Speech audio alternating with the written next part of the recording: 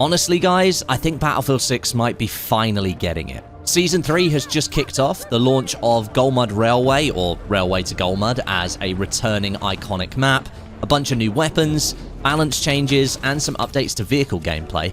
And I genuinely think this game is starting to move in the direction that players want it to move in. I've played the new season for about 10 hours already, and I've got some thoughts and opinions that I want to discuss, but my overriding opinion is that the dev team has actually listened to what players have been asking for, and they've started to deliver that experience. It might have taken a good while, but the game seems like it's finally pushing along the path that I thought it was going to take after it launched. So the new map, Railway to Golmud, the reimagining of Battlefield 4's Golmud Railway, is a banger, basically. We all know its vehicle prowess, being one of the largest maps in Battlefield history, supporting countless different ground and air vehicles already, but with always a supremely underwhelming infantry experience that we had alongside of it. Well, the devs have basically fixed that in the Battlefield 6 version. The map has this central spine of capture points, and all of them have been massively bolstered with new hard and soft cover, upgraded building structures, different verticality options, and just generally a massive boost in visual fidelity. And now the map plays really well for infantry on conquest and escalation. Players can sort of weave in and out of cover, they can dodge the sight lines from tanks and other armoured vehicles that skirt around the edges, they can dive into buildings and they can move away from circling choppers and jets that happen to be making a strafe across the map. It all plays really, really well for infantry, and they mix in with vehicles really well too.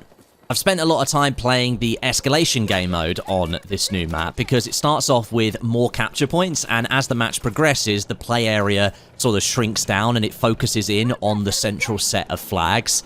And the chaos is just exactly what I love from the Battlefield franchise. We've got proper combined arms gameplay, there's explosion, there's destruction, there's flanking.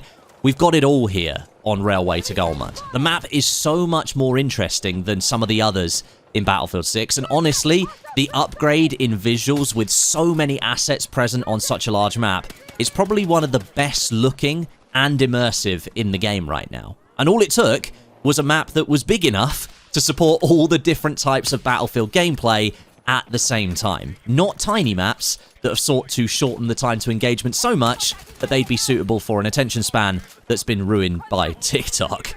I've got to say, it has been frustrating watching Battlefield 6's post-launch support go quite far in the wrong direction, or at least that was the case with Season 1 and some of Season 2. But credit to the team for working on the game, because it's clear that they saw that feedback and they acted upon it here with a map like Golmud Railway. It's taken some time, that's for sure, but this map does deliver the all-out warfare that Battlefield is known for. It takes in a classic map from Battlefield 4 that had its shortcomings, and it's really good to see that it's been adapted and tweaked into something that's now better than the original map. There are, of course, still areas of the map that are vehicle-orientated. Some fringe objectives have clearly been designed to play host to more ground vehicle combat, and infantry will have a harder time surviving out there. But that, for me, is good overall map design, allowing all different playstyles to coexist. All of them can thrive, and they can play off against each other right across the map in different areas. Oh, and the train is pretty cool as well. It now moves towards the enemy HQ when you capture it, so it's almost like an anti-objective, but it changes hands so much more often compared to the Battlefield 4 implementation, and it really does become a swing capture point in escalation because it's never removed. It always stays there on the map, right until the very end. One thing I will mention is that jets here on Golmud, they still don't really feel like they're up to standard. Now, I'm no jet pilot, but I do have a friend who used to almost exclusively fly jets in Battlefield 3 and Battlefield 4. I always defer to them for an opinion on flight mechanics. And they've said that, obviously, the jets still don't stand up because there's no loadouts or air radar yet, which is honestly a little bit disappointing. The minimap kind of looks like it has an air radar on it when you're in a jet, but it doesn't work yet, so it just seems to be the visual effect, and then the actual mechanic will be coming at a later date. But I've got to say, this map was the ideal moment to introduce those features, jet loadouts and an air radar, but alas, they're still not here. My sources tell me that we're looking at Season 4 for those inclusions, the launch of Naval Warfare, and potentially new jets coming to the game. So, still a couple of months away for jet lovers to have a good time in Battlefield 6, but at least you've got more space here on Golmud Railway, so you can actually do some dogfighting if you want to. When it comes to the new weapons for Season 3, so far I've unlocked and ranked up the L115 sniper rifle. You might know it as the L96 from Battlefield 3, or when it got its name changed in Battlefield 4. You're going to see some of that gameplay in the background. And I've just now unlocked the M16, and I'm starting to rank that up as well. I've got to say, it's really nice to have one of the new weapons unlocked so early in the Battle Pass. The L115 sniper is at the very beginning. It's in the recruit section, and it's at only rank 5, and you can pretty much get to that after just a couple of matches of gameplay. And then the M16 is also only on the first page of the Tiger Shark section. So again, you're going to get your hands on that pretty quickly. Might take 6 or 7 matches, or if you put some double XP on there, you'll get there even quicker. So again, props to the devs for listening to player feedback there and giving players access to new content even quicker. The L115 sniper is kinda sorta like a middle ground of all the different sniper rifles now. It's like a jack of all trades, master of none. It's got a decent bullet velocity, it's got decent mobility stats, it's got nice ammo capacity options, but perhaps its highlight feature is the snappy ADS speed you get with the right attachments and a nice sweet spot range for the one-hit kills. I've been enjoying using it so far, but I actually think it's a sniper rifle that's been balanced to a different model than the ones that are already in the game, and so I wouldn't be surprised if in the future we see the devs attempt a wider balance pass on all of the other sniper rifles and bring them down a peg or two. Genuinely, if any of the devs are listening, please just bin off the sweet spot mechanic. I think it's too cheesy. Slightly tone down some of the bullet velocities on the other snipers and give us that BF4 style, 700, 800, maybe 900 meters per second max bullet velocity, and I think we might be onto something. As for the new RPK, I've used that in RedSec a little bit. I've got it to like rank 8. Feels very beamy at range with not much recoil to speak of, but I haven't got my hands on it in multiplayer yet, so I'm going to reserve my judgment on that one. Now let's talk about some of these recoil changes though. Some of you might have seen Tempo Yao produce some stats that were data mined from labs that showed what appeared to be on paper some significant recoil increases across the board for Battlefield 6 weapons. Now, in practice, admittedly, from my limited time using the existing weapons before I switched over to the L115 and the M16, I didn't really feel that much a difference. It's probably too early for me to call if this is a good or a bad change, because I just haven't used any of the guns that have really been changed that much enough yet, but I just couldn't really feel that much of a difference. So either it's one of two things. One, I'm just not good enough to notice the difference, which, let's be honest, is probably the case. Or two, the changes just aren't that deep, and they need further changing. I think what a lot of people were expecting is some significant changes to the gunplay so that the TTK would get lengthened and we'd stop those ridiculously fast time to kill moments, but that doesn't appear to have happened. From my understanding, there are more weapon changes slated to come in the future. I think there's going to be some more labs testing done on these things, so we're going to have to wait and see what other elements the devs have up on their sleeves.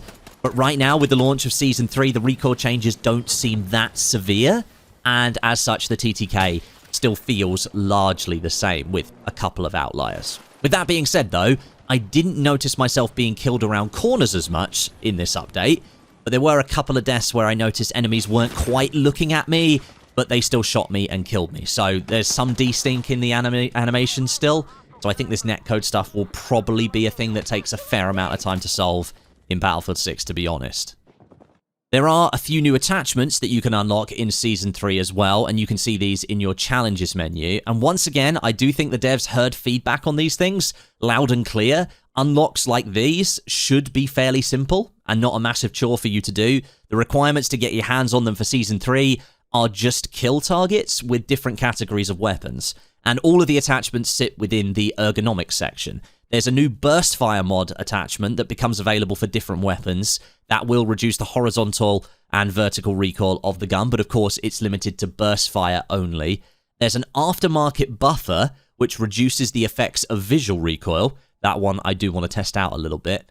There's a new speed holster for magazine-fed pistols, which improves the weapon draw speed when you switch from your primary, And there's a gunslinger attachment for revolver pistols, which improves draw speed even further. But you can't equip both options at the same time. The gunslinger option costs 10 points, and it's 5 for the speed holder. There are more attachments coming with the next phase of Season 3, I think. But having 4 unlock options for the launch of Season 3 is pretty nice. You can try these things out pretty easily because it won't take long to update them. And then you can put them on different weapons and you can see if they're good for your loadouts or not. There are a couple of different Easter eggs on Golmud Railway that you can quickly find if you want to. Some are very obvious, others not so. There's a T-Rex figure that sits on top of the radio tower on the decapture point during escalation. You've got to parachute from a chopper to get up there to find it, but I think this is actually the same model that they've been using for like over a decade in various other Easter eggs, since like Battlefield 3 and Battlefield 4. There's also a great homage to Pony Lion and the Peekaboo viral clip that he posted from the original Golmud Railway map all the way back in 2014. If you head out here on the outskirts of the map, you'll find this tank shell. And there's actually a shiny set of glinty dog tags on the front of the tank that I feel like you should be able to interact with, but right now you can't. They literally glint at you as you move up to them. Kind of feels like we're missing something here. Maybe some additional steps needed in an Easter egg hunt before you can latch onto those. And finally, right up here on the map, there's this lone shack on its own with a bathtub behind it. And inside it, you'll find a small rubber floating duck, which I think is the same model as the one that's seen on Eastwood in one of the swimming pools, just sized down. And it's also the same one that you can see on the Red Sec map in the pool next to the golf course. Let me know if you find any more Easter eggs, by the way. I'd love to make some videos on those. Plus, Dice, please, where's the Phantom program?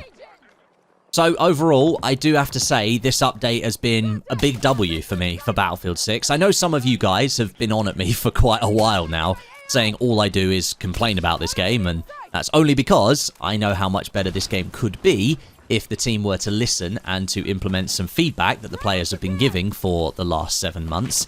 And now, as it's transpired, they have been listening, and we're starting to see the results of that come through in gameplay. Is the game perfect? No, and I don't think it ever will be. Unfortunately, that terrible post-launch strategy that they set out upon with Season 1, the effects of that, they aren't going to be undone in a hurry. But the team have certainly started the game on a good path now with Season 3, and we do know what's coming in the near future. The reimagining of Grand Bazaar next month, another classic map returning, and I think people are going to really enjoy that one. Then in July, we've got Season 4 kicking off with 2 massive naval warfare maps, which will add to Golmud Railway and give us a collection of big maps that will give us the Battlefield experience that we know and love. And then later on in the year, Season 5 is going to launch, and we're getting 3 multiplayer maps in that season. So the future is certainly looking a little bit brighter, and it's kicked off pretty well here at the start of Season 3. With Railway to Golmud. If the team continues to deliver solid updates like this, implementing fun content alongside continued gameplay changes that elevate other elements of Battlefield gameplay that so far have been neglected, then I think the team will have this game in a good spot in a few months' time. It's just a massive shame, really, that the game launched the way that it did, and clearly the team decided to do something with post-launch that wasn't really what players actually wanted from a Battlefield game. The devs and the players just weren't aligned, and I've got to be honest as well, I really think this game launched way too early. If this game was launching, say, in March or April of 2026, even if this game was coming out in October 2026, it would have been in a way better position, but obviously hindsight is 2020, and you could say that about a lot of different games that release these days. Thanks very much for watching, guys. Hope you enjoyed the video. Drop a like on it, and I'll catch you in the next one.